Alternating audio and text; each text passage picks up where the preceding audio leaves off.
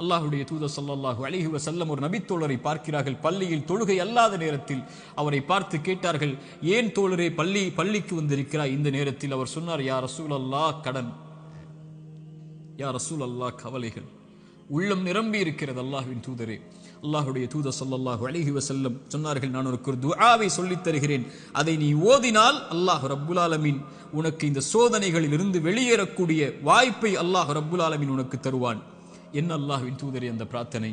அல்லாஹும்ம இன்னி அஊது பிக மினல் ஹம்மி வல் ஹஸன், அல்லாஹும்ம இன்னி அஊது பிக மினல் ஹம்மி வல் ஹஸன்.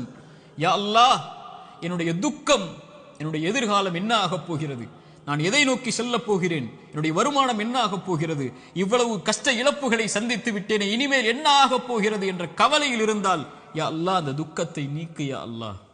எதிர்கால கவலைகளை பற்றிய கவலையை உள்ளத்திலிருந்து நீக்கு யா அல்லாஹ். வல் ஹஸன், என்னுடைய முன்னால் நான் செய்த பாவங்கள், முன்னால் என் வாழ்க்கையில் நடந்த நிலைகள், நான் சந்தித்த இழப்புகள், அதனால் என் உள்ளம் துவண்டிருக்கிறது. எதிர்காலத்தை பற்றியும் கடந்த காலத்தில் நான் செய்ததை பற்றியும் என்னுடைய உள்ளம் கவலை கொண்டு நடக்க முடியாமல், நகர முடியாமல் இருக்கிறேன் யா அல்லாஹ். அதை நீக்கு யா அல்லாஹ். எதிர்காலத்தை பற்றிய கவலையை நீக்கு, கடந்த காலத்தை பற்றிய நினைவுகளை நீக்கு, இனிமேல் வாழக்கூடிய வாழ்க்கையை சரிபடுத்தி என்று இறைவனை அழைப்பான். அல்லாஹும்ம இன்னி அஊது பிக மினல் ஹம்மி வல் ஹஸன் வ அஊது பிக மினல் அஜ்ஸி வல் கஸல். யா அல்லாஹ், இயலாமை, என்னால் இனிமேல் என்ன செய்ய முடியும், என்ன இருக்கிறது என்னிடத்தில், எதை கொண்டு சொல்லுவேன் என்ற பயம், இயலாமை என்னிடத்தில் இருக்கிறது. யா அல்லாஹ், கசல், சோம்பேறித்தனத்தால் சோம்பலில் இருக்கிறேன், என்னால் முடியும் யா அல்லாஹ், ஆனால் எழ முடியவில்லை, என்னால் இந்த சோதனைகளை கடக்க முடியவில்லை, என்னிடத்திலே தைரியம் இல்லை யா அல்லாஹ், தைரியத்தை கொடு, அதை செய்து முடிக்கக்கூடிய உறுதியை கொடு. வஅஊது பிக மினல் அஜ்ஸி வல் கஸல் வஅஊது பிக மினல் ஜுப்னி வல் புகுல். யா அல்லாஹ், கஞ்சத்தனத்தை விட்டும், யா அல்லாஹ், கோழைத்தனத்தை விட்டும், யா அல்லாஹ், கடன் என்னை மிகைப்பதை விட்டும், மனிதர்கள் என்னை ஆக்கிரமிப்பதை விட்டும் என்னை பாதுகாத்து விடு யா அல்லாஹ். இந்த அல்லாஹ்வுடைய தூதர் ஸல்லல்லாஹு அலைஹி வஸல்லம் அந்த துஆவை அந்த தோழருக்கு கற்றுக் கொடுத்தார்கள். இதை ஓதக்கூடிய வழக்கம் உள்ளவர்களாக மாற வேண்டும். இப்படி அல்லாஹ்வை அழைக்கக்கூடிய முறையிலெல்லாம் இதா சஅலக இபாதி அன்னி ஃபஇன்னி கரீபுன் உஜீபு தஅவத தாஇ இதா தஆன். அழைப்பவர்கள் அழைத்தால் அந்த அழைப்பிற்கு இவன் பதில் கொடுக்காமல் இருப்பதில்லை. அல்லாஹ்வின் தூதர் சொன்னார்கள், ஒரு மனிதன், ஒரு முஃமின் அல்லாஹ்விடத்திலே கரம் ஏந்தி அவனுடைய கரம் அல்லாஹ் கொடுக்காமல் கீழே விழுந்தால் அவன் கேட்பதை இறைவன் வெட்கப்படுகிறான் என்று அல்லாஹ்வுடைய தூதர் ஸல்லல்லாஹு அலைஹி வஸல்லம் சொன்னார்கள். அல்லாஹ்வை அழையுங்கள். கடைசியாக இந்த நேரத்தில் சுருக்கமாக சொல்கிறேன், மீண்டும் சொல்கிறேன், நோயால் சிரமப்படுகிறீர்களா, இழப்புகளால் சிரமப்படுகிறீர்களா, பிரிவால் சிரமப்படுகிறீர்களா, கடினமான காலத்தை வாழ்க்கையில் கடக்கிறீர்களா, ஒருபோதும் அல்லாஹ் உங்களை கைவிட மாட்டான். உங்களை விட இறைவன் உங்கள் மீது நேசம் கொண்டிருக்கிறான். கவலை கொள்ளாதீர்கள். நீங்கள் தனியாக ஒருபோதும் இல்லை. உலகமெல்லாம் உங்களுக்கு எதிராக இருந்தாலும் நீங்கள் தனியாக இல்லை. அவன் உங்களோடு இருக்கிறான். அவன் உங்களோடு இருந்தால், இந்த உலகத்தில் யார் உங்களோடு இல்லை என்றாலும், இந்த உலகமே உங்களை வெறுத்திருந்தாலும், உலகமே உங்களை புறக்கணித்தாலும் கவலை கொள்ளாதீர்கள். அது போதும் நமக்கு. இறைவன் உங்களோடு இருந்தால் அது போதும். உலகமெல்லாம் உங்களோடு இருந்து இறைவன் உங்களோடு இல்லை என்றால் அதை விட நஷ்டம் இல்லை. உலகத்தில் எவரும் இல்லாமல் இறைவன் உங்களோடு இருந்தால் அதை விட இன்பம் இல்லை. நபிமார்கள் உலகம் புறக்கணித்தது நபி நூஹை, ஆனால் நூஹோடு அல்லாஹ் இருந்தான். நபி தாவூதை உலகம் புறக்கணித்தது, அல்லாஹ் அவர்களோடு இருந்தான். நபி யூனுஸை உலகம் புறக்கணித்தது, அவர்கள் செய்த பாவத்திற்காக மன்னிப்பை கேட்டார்கள், அல்லாஹ் அதிலிருந்து அவர்களை பாதுகாத்தான். இப்ராஹீமை உலகம் புறக்கணித்தது, அல்லாஹ் அவர்களோடு இருந்தான். மூசாவை உலகம் புறக்கணித்தது, அல்லாஹ் அவர்களோடு இருந்தான். நபி அல்லாஹ்வின் தூதரையும் உலகம் புறக்கணித்தது, பெரும்பான்மை புறக்கணித்தது, அல்லாஹ் அவர்களோடு இருந்தான். லா தஹ்சன் இன்னல்லாஹ மஅனா. அல்லாஹ்வின் தூதர் அதனால்தான் சொன்னார்கள், கவலை கொள்ளாதீர், அல்லாஹ் நம்மோடு இருக்கிறான். அல்லாஹ்வின் தூதர் ஸல்லல்லாஹு அலைஹி வஸல்லம் ஒரு தாயை குறித்து சொன்னார்கள். போர்க்களத்தில் காணாமல் போய் கிடைத்த ஒரு குழந்தையை ஒரு தாய் தேடி வரும்போது அல்லாஹ்வுடைய தூதர் அதை எடுத்து கொடுக்கும் போது, அந்த தாய் அந்த குழந்தையை வாங்கி கட்டி அணைத்து அதற்கு உணவை கொடுக்கும் போது அல்லாஹ்வின் தூதர் நபித்தோழர்களை பார்த்து கேட்டார்கள், இந்த தாய் இந்த குழந்தையை நெருப்பில் வீசுவாளா? அந்த குழந்தை படக்கூடிய சிரமத்தை கஷ்டமாக உணர்ந்த அந்த தாய், தன் உயிர் போய் கிடைத்த வந்த மகிழ்ச்சியில் இந்த வாழக்கூடிய இந்த தாய் இந்த குழந்தையை நெருப்பில் வீசுவாளா? தன்னோடு வந்துவிட்ட அந்த குழந்தையை எப்படி நெருப்பில் வீசுவாள்? அல்லாஹ் இந்த குழந்தைக்கு இந்த தாய் காட்டக்கூடிய அன்பை விட அல்லாஹ் அவனுடைய அடியார்கள் மீது இரக்கம் உள்ளவன். அல்லாஹு அக்பர். ஒரு அறிஞர் அழகாக சொல்லுவார், யா அல்லாஹ், அல்லாஹ்வை அழைத்து சொல்லுவார், யா அல்லாஹ், என் தாயை விட என் மீது இரக்கம் காட்டக்கூடியவன் நீ. என் தாய் நான் சிரமப்படுவதை, என் தாய் நான் நோயில் வாடுவதை, என் தாய் நான் கடனில் இருப்பதை, கடனால் கஷ்டப்படுவதை, என் தாய் என் செல்வ இழப்புகளில் கஷ்டப்படுவதை, என் தாய் என்னுடைய இழப்புகளில், பிரிவில், நோயில், சிரமங்களில், சோதனையில் கஷ்டப்படுவதை விரும்ப மாட்டாள். என் தாயை விட என் மீது இரக்கம் உள்ள நீயும் விரும்ப மாட்டாய். யா அல்லாஹ், அதை எனக்கு இரக்கம் காட்டு, இந்த சோதனையை நீக்கென்று அல்லாஹ்வை அழைப்பார்கள் அறிஞர்கள் இந்த ஹதீஸை கொண்டு. அல்லாஹு அக்பர். அல்லாஹ் உங்களை ஒருபோதும் கைவிட மாட்டான். அல்லாஹ் உங்களை ஒருபோதும் பிரிந்து விட மாட்டான். அல்லாஹுவின் பக்கம் வந்து விட்டால் அல்லாஹ் உங்களை ஒருபோதும் வேதனை அடைவதை, உங்கள் கண்கள் கண்ணீர் வடிப்பதை, உங்கள் உள்ளம் நெருக்கமாகுவதை, உங்கள் உள்ளம் உடைக்கப்படுவதை இறைவன் ஒருபோதும் பார்த்து கொண்டிருக்க மாட்டான்.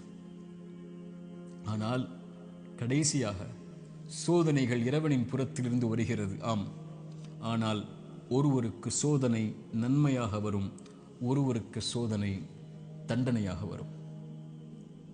நபிமார்களுக்கு சோதனை வந்தது என்று சொன்னேன்.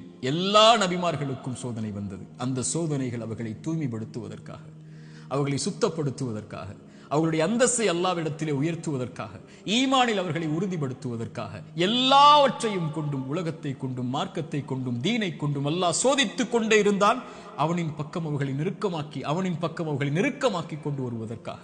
அது நிஅமா, அது அருள். அந்த சோதனை அருள். அல்லாஹ்வுடைய தூதர் ஸல்லல்லாஹு அலைஹி வஸல்லம் அவர்கள் சொன்னார்கள், உலகத்தில் அதிகமாக சோதிக்கப்பட்டவர்கள் யார் என்று கேட்கும்போது நபிமார்கள், அவர்களுக்கு பின்னால் வந்தவர்கள், அவர்களுக்கு பின்னால் வந்தவர்கள் என்று சொல்லிவிட்டு சொன்னார்கள், அல்லாஹ் ஒரு மனிதனுடைய மார்க்கத்திற்கு ஏற்ப அவனை சோதிப்பான்.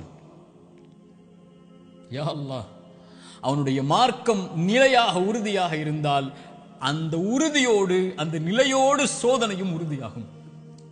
யா அல்லாஹ். மேலும் சொன்னார்கள், அவனுடைய மார்க்கம் எளிதாக இருந்தால் சோதனையும் அவனுக்கு எளிதாகும். ஆனால் இறைவன் நாடக்கூடிய அடியார்களை இறைவன் சோதனைகளை கொண்டு, சிரமங்களை கொண்டு நெருக்கமாக்கிக் கொண்டே இருப்பான், இந்த பூமியில் அவன் பாவம் இல்லாதவனாக நடக்கும் வரை. யா அல்லாஹ், இந்த ஹதீஸை எப்படி விவரிப்பது இந்த சிறிய நேரத்தில்? இன்ஷா அல்லாஹ் வாய்ப்புகள் வரும்போது இந்த ஹதீஸை விவரிக்கிறேன். அல்லாஹ் சோதனைகளை கொண்டு ஒரு மனிதனை பக்குவப்படுத்துவான், நிலைப்படுத்துவான், முன்னேற்றுவான். அவனுக்கு அடுத்த கட்டத்தை நோக்கி அவனுடைய வாழ்வை நகர்த்துவான். அவன் அதன் மீது நம்பிக்கை கொண்டிருப்பான். நலவு வந்தால் அல்ஹம்துலில்லாஹ், சோதனை வந்தாலும் அல்ஹம்துலில்லாஹ், அல்லாஹ்வை புகழ்வான், அல்லாஹ்விடத்திலே உதவி தேடுவான். இவன் முஃமின்.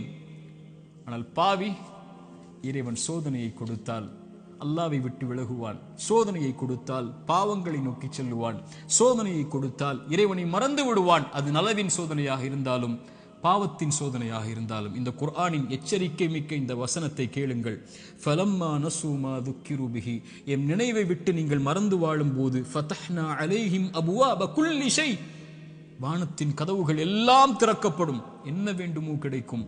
ஹத்தா இதா ஃபரிஹு மா ஊது, அல்லாஹ் கொடுத்ததை கொண்டு அவர்கள் நிம்மதியோடு வாழ்ந்து கொண்டிருக்கும் போது, அது சோதனை என்று அறியாத அந்த பாவிகளுக்கு அஹத்னாஹும் பக்ததன், திடீரென்று அல்லாஹ் பிடித்து அவர்களை நஷ்டவாளிகளாக மாற்றி விடுவான். அல்லாஹ்வின் தூதர் ஸல்லல்லாஹு அலைஹி வஸல்லம் சொன்னார்கள், அடியானுக்கு அல்லாஹ் ஒரு சோதனையை இந்த உலகத்திலே விரைவுபடுத்துகிறான் என்றால் அவனுக்கு அல்லாஹ் ரப்புல் ஆலமீன் நலவை நாடுகிறான். அல்லாஹ் அவனுக்கு சோதனையை தாமதப்படுத்துகிறான் என்றால் பாவங்களின் காரணமாக நாளை மறுமையில் அவனுக்கு அல்லாஹ் ரப்புல் ஆலமீன் அதை கொடுப்பதற்கு அல்லாஹ் காத்திருக்கிறான். தீயதாக நல்லவருக்கு சோதனையை உலகத்திலேயே கொடுத்து அல்லாஹ் அவனை நெருக்கமாக்கி விடுவான். பாவியை விடுவான் அல்லது பிடிப்பான்.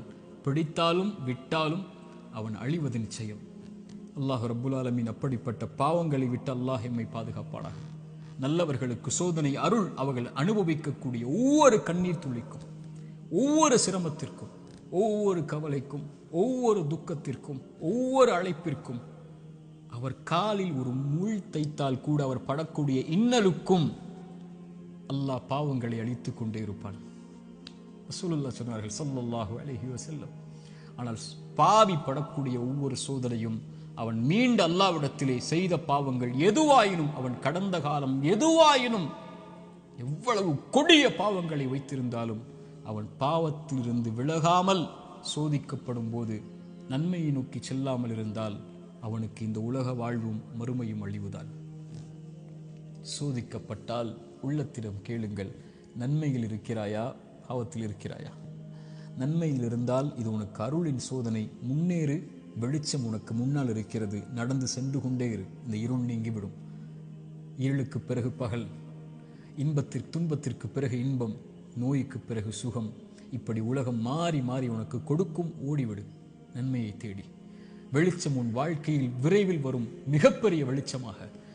நீ ஒரு மாதம் சிரமப்படுவாய், ஆனால் நீ கடக்க வேண்டிய இந்த மாதத்தை அல்லாஹ்வின் நம்பிக்கையில் நன்மையில் கடந்து விட்டால் நீ வருடம் முழுக்க நிம்மதியோடு இருப்பாய். 3 நாள் 4 நாட்கள் நோயில் சிரமப்பட்டால் கவலை கொள்ளாதே. அந்த நோயை அல்லாஹ்வின் நன்மைகளை எதிர்பார்த்து காரணிகளை எடுத்துக்கொண்டு களி. அல்லாஹ் உனக்கு அதற்கு பிறகு மிகப்பெரிய சுகத்தை வைத்திருக்கிறான். ஆனால் பாவத்தில் இவை அனைத்தையும் நீங்கள் சந்தித்தால், பாவம் உங்களிடத்திலே இருந்தால், யா அஹி யா உக்தி, என் தோழரே, என் சகோதரியே, அல்லாஹ்விற்காக அதை விடுங்கள். அல்லாஹ் உங்களை அரவணைக்க காத்து கொண்டிருக்கிறான். அவனை நோக்கி வந்து விடுங்கள். உங்கள் வாழ்வின் கவலைகள், பிரச்சனைகள், துன்பங்கள் இவை அனைத்தையும் இறைவன் நீக்கி விடுவான். அல்லாஹ் அப்படிப்பட்ட வாழ்வை எமக்கு தரட்டும்.